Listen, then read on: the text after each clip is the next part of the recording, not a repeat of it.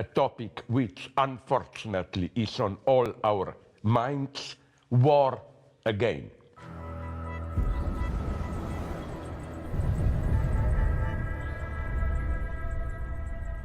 So what has the ongoing war in Ukraine to do with freedom? I think that ultimately this is some kind of metaphysical war, in the sense that it's not just a war about controlling territory, exercise of power. It is ultimately a war between different notions of not freedom but liberty. Who is Putin here? I don't underestimate Putin. He's not just a paranoid maniac who wants to occupy all of Europe. He is supported by a well-elaborated metaphysical vision. And I oppose Putin already at this philosophical level. I don't know how many of those who follow me now, how many of you did notice a very important detail. When Putin announced military intervention in Ukraine, he mentioned critically only one name: Lenin. He said, you remember, Ukraine was a Bolshevik invention. It doesn't exist as a nation, and so on, and so on. So, for all those leftists who still think, nonetheless, the great enemy today is American imperialism, so even if Putin is not exactly a model of democracy, he opposes the greatest threat, NATO and United States, so we can be his allies. If you think like this, this should ruin your last illusions. Putin is simply a dangerous national conservative who is thinking in what terms? Remember, many people don't know this, which is liberty provided by a safe network of authoritarian power.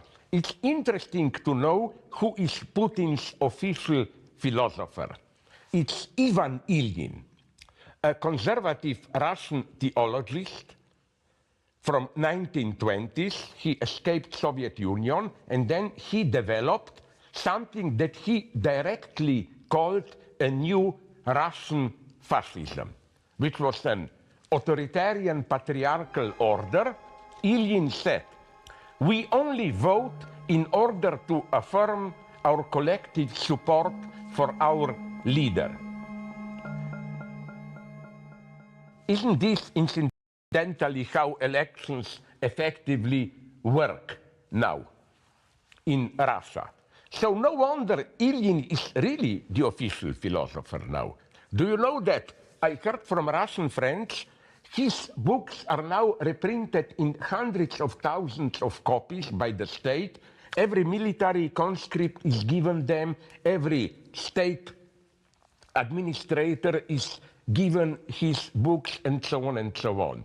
Then, the present court philosopher of Putin, Alexander Dugin, follows this line, but with a postmodern spin of historicist relativism.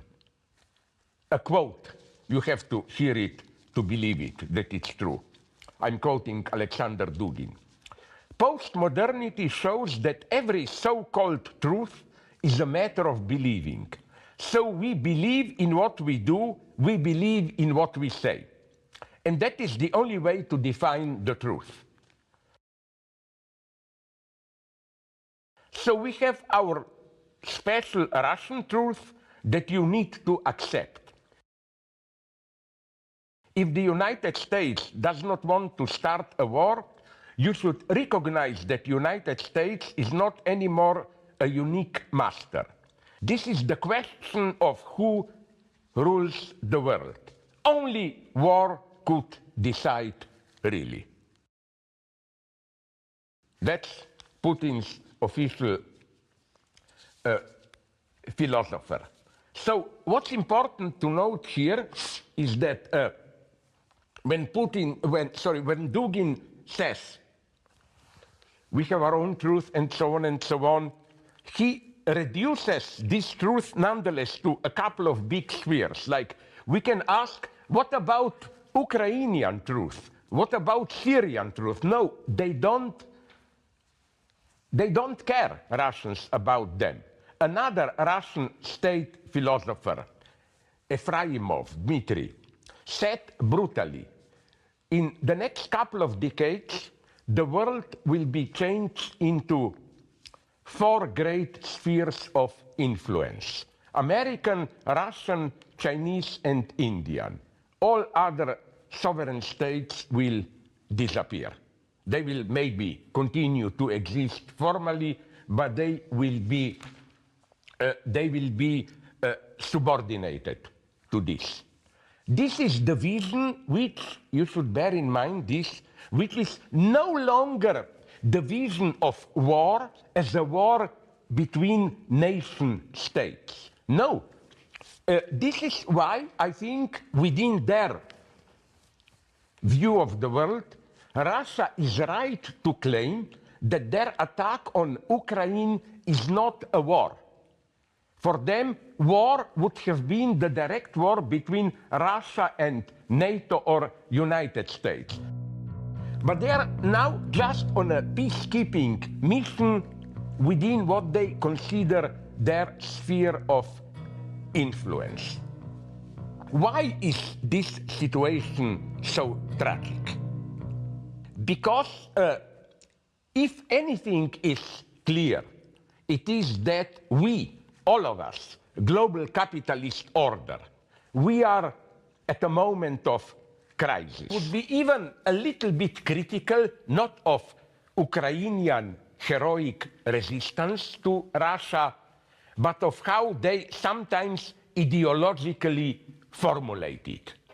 Their formula is, we are defending Europe, European civilization. My God, my reaction is, if they say this, are they not aware that they are already speaking Putin's and Dugin's language? As if there is a European-American sphere and Russian sphere, and we defend our sphere. No, I think that the battle going on in Ukraine is a universal global battle. It's a battle for what the new world order will be.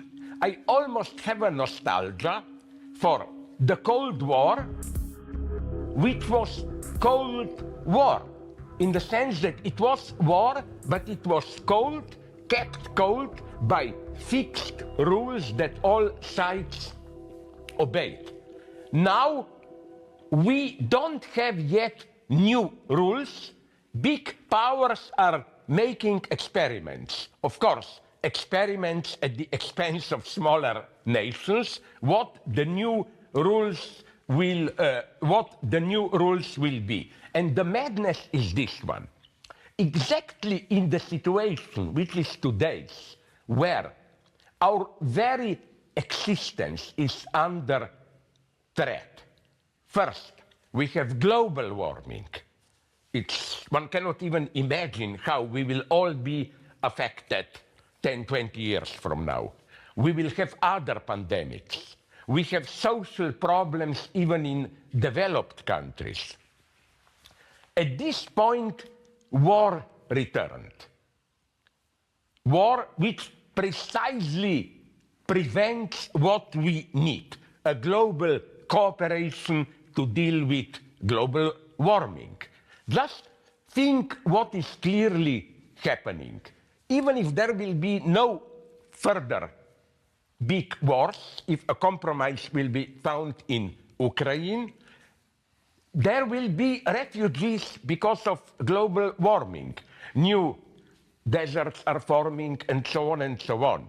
So where will millions of people go? In the old time, this was decided by wars. Today, because many states have atomic weapons, chemical weapons, and so on, we cannot afford this. Cooperation is a matter of survival.